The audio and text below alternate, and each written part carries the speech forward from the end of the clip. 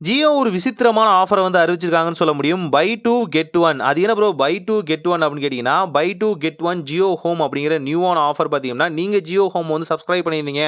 Trial பேசிஸ்லாம் பார்த்துட்டு நீங்க subscribe பண்ணியிருந்தீங்க அப்படின்னா, அங்க நீங்க 2 மந்த்துக்கு வந்து சப்ஸ்கிரைப் பண்ணும்போது, 1 மந்த் உங்களுக்கு அடிஷனலா கிடைக்கும் அப்படின்னு சொல்றாங்க. ட்ரையல் மந்த் பார்த்தீங்கன்னா, உங்களுக்கு 2 மந்த் குடுக்குறாங்க. அதோட இருந்து அந்த ட்ரையல் பீரியட் எனக்கு ஓகே பிடிச்சிருக்கு அப்படின்னா, தாராளமா நீங்க 2 மந்த்துக்கு சப்ஸ்கிரைப் பண்ணும்போது, உங்களுக்கு 1 மந்த் அடிஷனலாவே கிடைக்கும். இது ஒரு அன்அஃபிஷியல் ஸ்டேட்மெண்ட்டா இப்ப வந்து குடுத்துருக்காங்க. ஸோ இத என்ன கேட்டீங்க அப்படின்னா நல்லா இருக்கு. ஸோ நீங்க ஜியோ ஹோம் யூஸ் பண்றீங்க. நீங்க மல்டிபிளான சேனல்ஸ் வந்து ஸ்மார்ட் டிவில வந்து ரன் பண்ணுவீங்க. அங்கேயும் உங்களுக்கு அடிஷனலான ஓடிடி பிளாட்ஃபார்ம்ஸோட சப்போர்ட் வேணும் அப்படின்னு நினைச்சீங்க அப்படின்னா, தாராளமா செக் பண்ணி பார்க்கலாம். இது கூடவே பார்த்தீங்கன்னா, உங்களுக்கு ஜெமினி ஏஐயோட அந்த சப்ஸ்கிரிப்ஷன் ஏஐ பிளானும் வந்து வந்துரும்னு சொல்லலாம். அதுவுமே 12 மந்த்துக்கு உங்களுக்கு கேரி ஃபார்வர்ட் ஆயிரும்.